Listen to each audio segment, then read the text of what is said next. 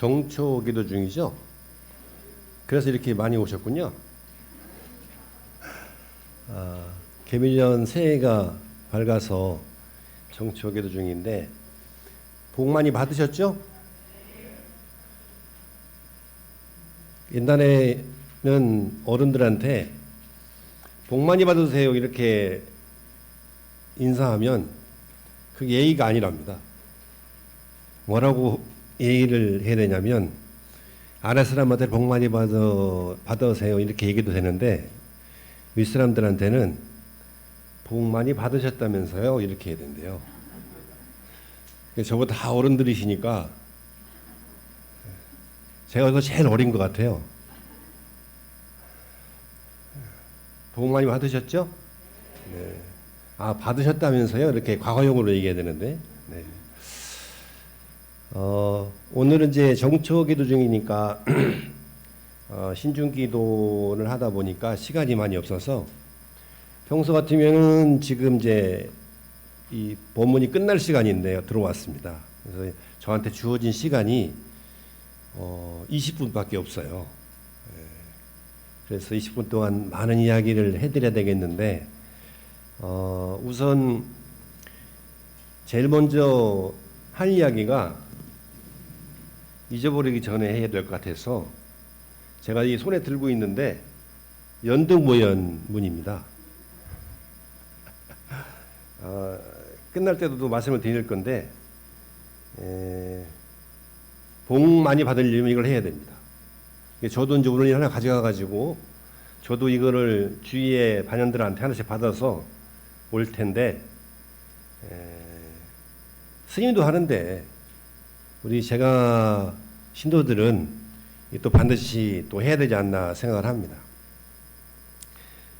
등을 밝힌다는 것은 어떻게 보면은 인연을 맺어주는 거거든요.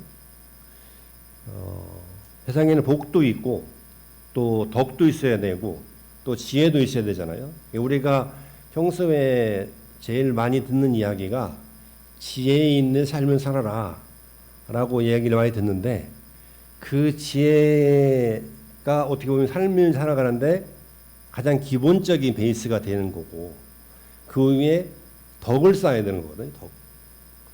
그 덕보다 앞서는 게 복이에요. 이게 복덕과 지혜인데 그 복덕과 지혜를 가지려면 생기려면 우리가 보통은 이제 부처님하고 인연을 잘 맺어줘야지만이 그런 삶을 살 수가 있는데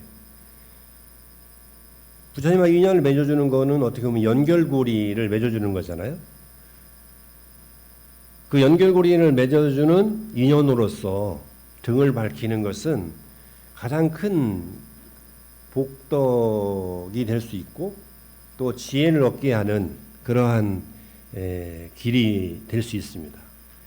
그래서 우리는 좀 어렵고 힘든 그런 시기지만 그런 어렵고 힘든 시기일수록 우리는 내 마음에 등을 밝히고 또 이웃의 등을 밝히고 그런 인연을 맺어주도록 해야 됩니다. 그래서 이걸 나눠주면 많은 분들이 부처님 말씀을 싹 가져가고 이건 싹 놓고 가는 경우가 있어요. 어디다가 절에다가.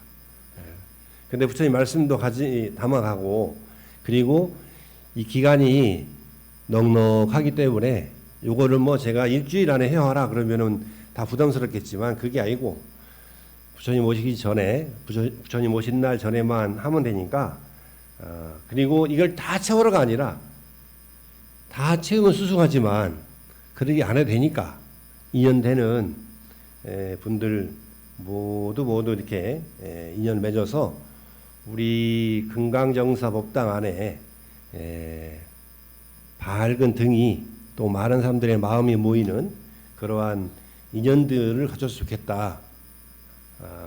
그런 바람을 가져보면서 연등 모연문 부담 갖지 마시고 하나씩 오늘 다 가져가셔서 좋은 인연들 맺기 바랍니다. 오늘은 법담을 말씀을 드리려야 되는데 그동안 이제 법화경의 7가지 비유를 쭉 이야기를 했어요. 근데 오늘은 이제 제일 마지막 이야기인데, 가장 흔하게 가장 많이 이렇게 비유 두는 것 중에 법화경의 첫 번째 비유기도 하고, 그 첫 번째 비유다 보니까 많이 우리가 알게 한 번쯤은 들어봤던 이야기입니다. 어떤 이야기냐 그러면 불난집의 비유예요. 불난집의 비유는 어떤 아버지가 장자가 있는데, 아버지가 잠깐 나갔다 온 사이에 보니까 집에 불이 난 거예요. 근데 거기에는 아이들이, 본인의 자녀들이 막 뛰어놀고 있어요. 정신없이. 그래서 아버지가 너무 급한 마음에 불이 났다고 밖에서 소리 질러도 아이들이 노는데 정신이 팔려가지고 아버지의 그 불났다는 소리를 듣기만 하고, 문제는 아버지가 급하게 부르니까, 다급한 목소리로 부르니까 쳐다보긴 해요. 쳐다보긴 해. 놀면서도. 쳐다보긴 하는데 그 불난 집에 나올 생각을 안 하는 거예요. 그 아버지 입장에서는 너무 답답하고 안타까운 일이죠. 그래서 자식들을 이제 밖으로 이렇게 나오게끔 해야 되는데, 그때 아버지가 그 아이들이 가지고 놀기 좋아하던 장난감이 있어요. 양으로 만든 장난감, 마차가 있고, 또 사슴으로 이렇게 이끄는 그런 마차가 있고, 그리고 소가 끄는 마차가 있는 거예요.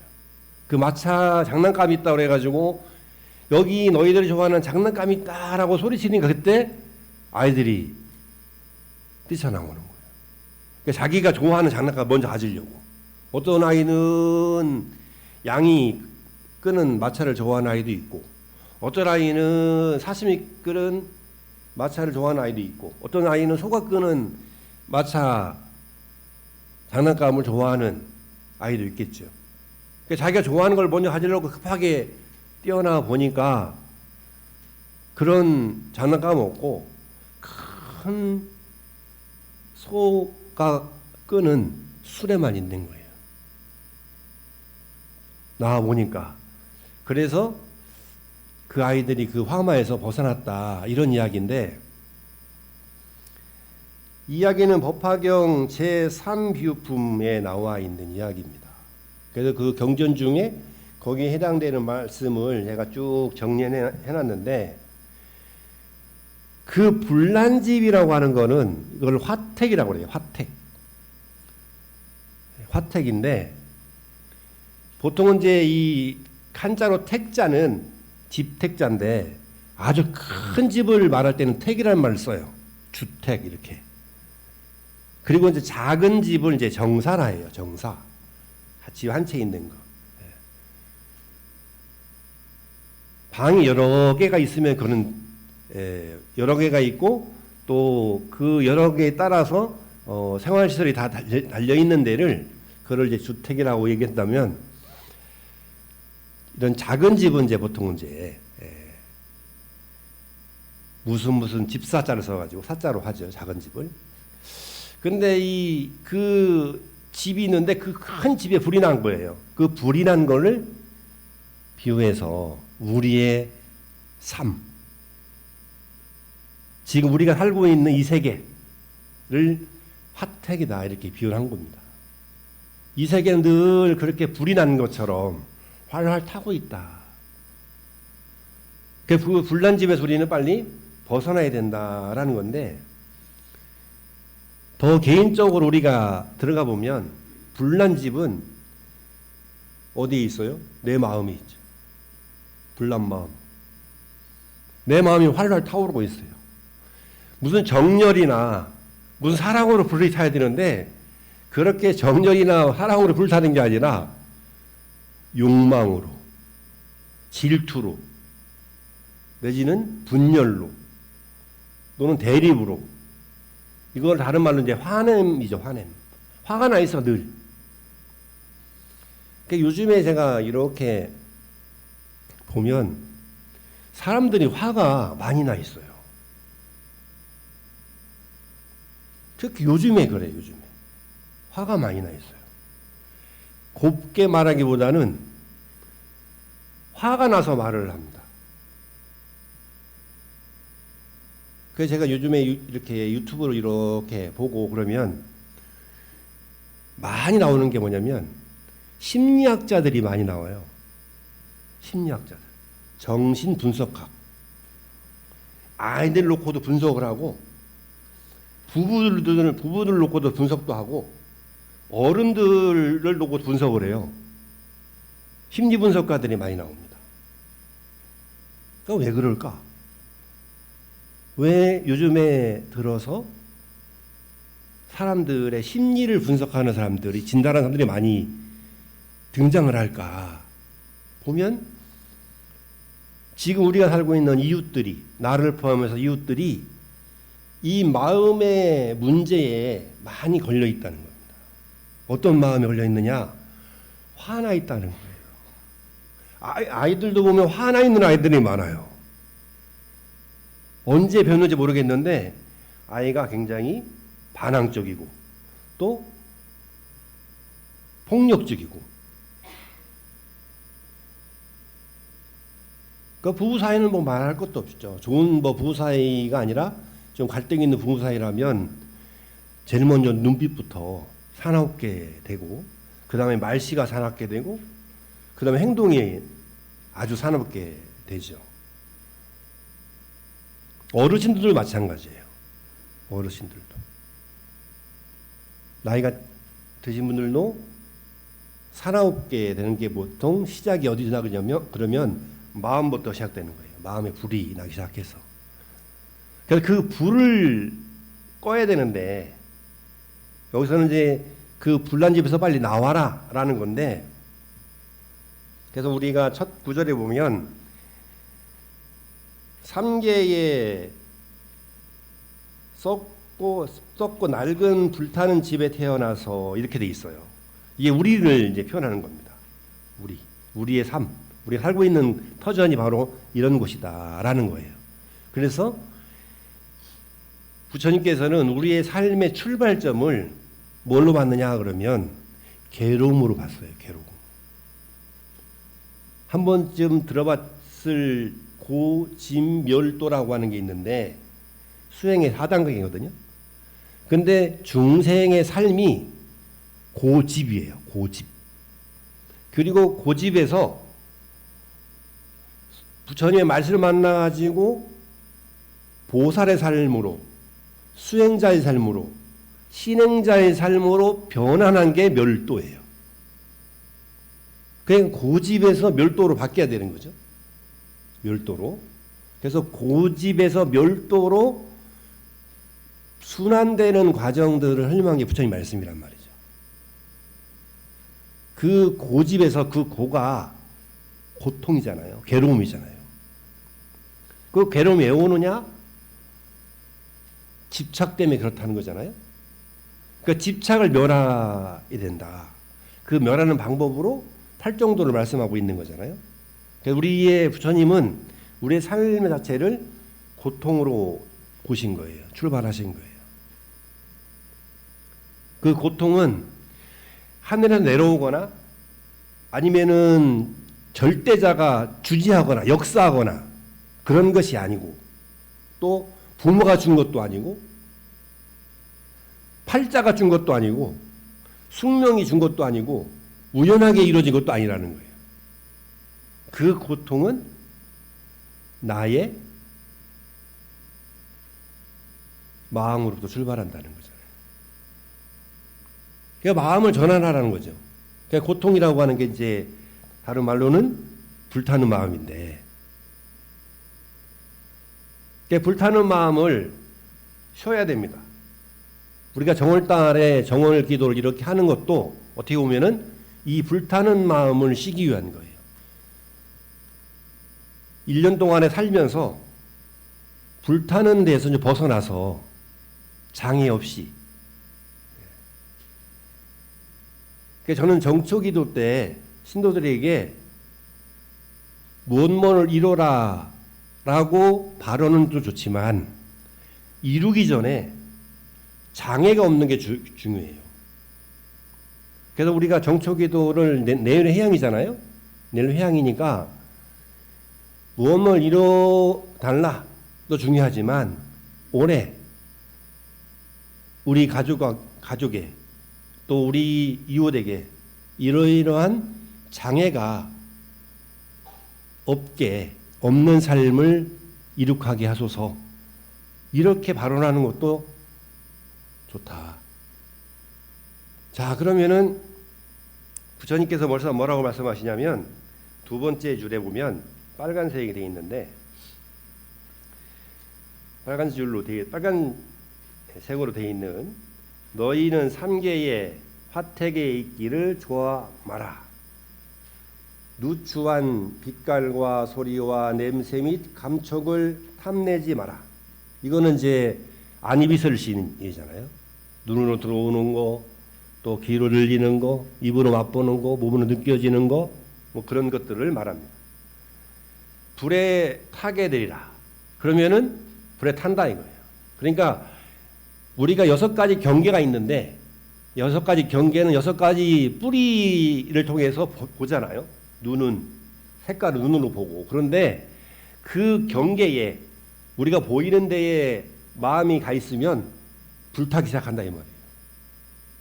그러니까 밖으로 향해 있는 시선은 불타게 돼 있다는 거예요. 그러니까 불을 끌려면 어떻게 해야 되느냐? 이 시선을 안으로 이렇게 끌어들여야 돼요.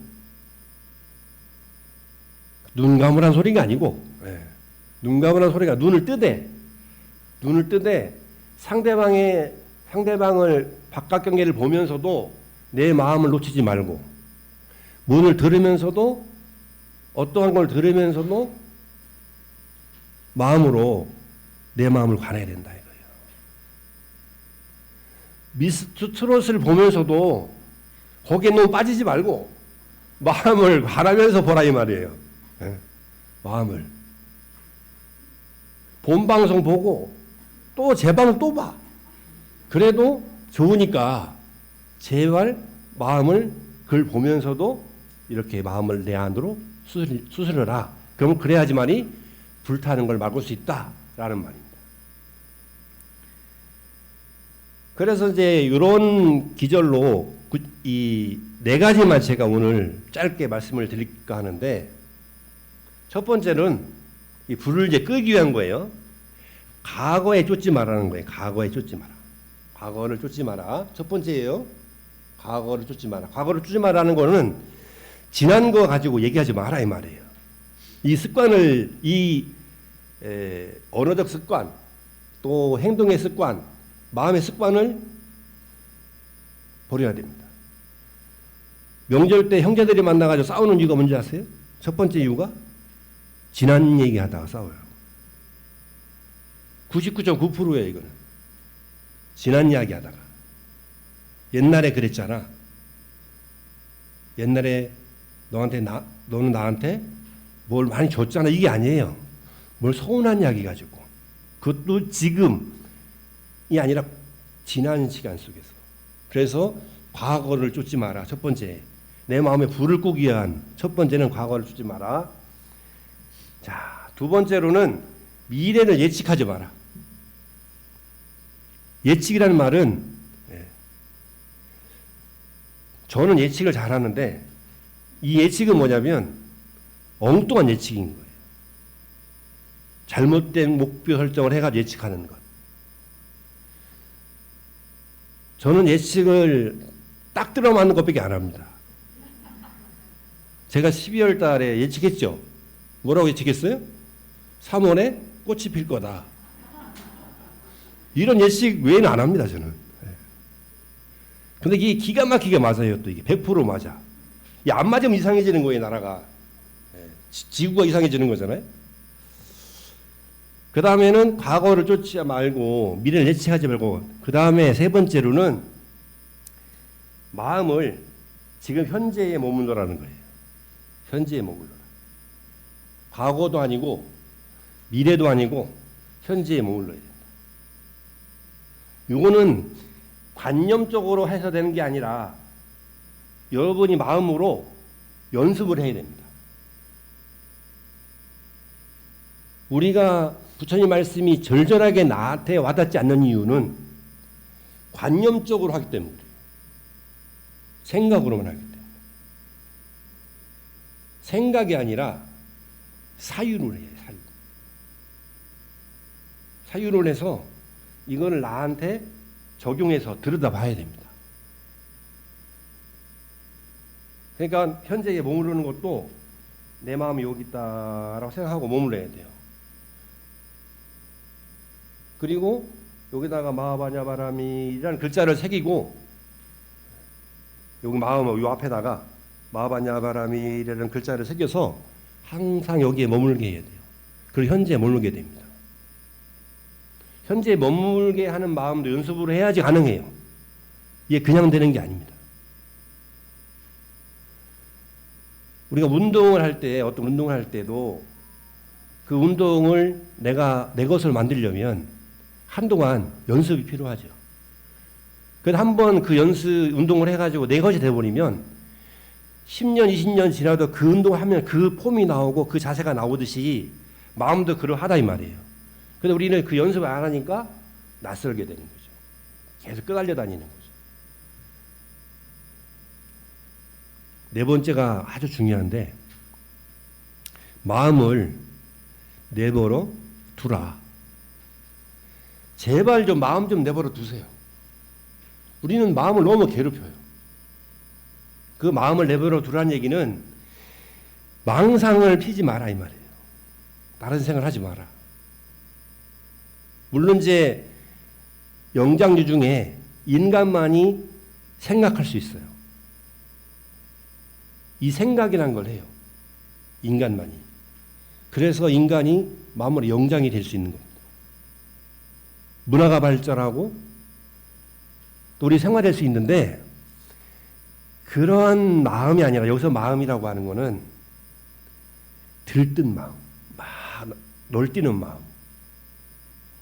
이럴까 저럴까 분별하는 마음. 그걸 내려놔라는 거예요. 내버려둬라. 그러니까 이 지금 네 가지가 과거나 또 미래나 거기에 쫓아가지 말고 지금 현재의 내 마음을 다소곳하게 잘 보존하는, 그래야지만이 내 마음에 불이 꺼지기 시작한다. 이 불이 안 꺼지면 이 생에만 타는 게 아니라 다음 생에도 그 다음 생에도 이 불은 계속 타오르게 돼 있다. 불이 타오른다는 얘기는 괴로운 삶을 살 수밖에 없다라는 얘기입니다.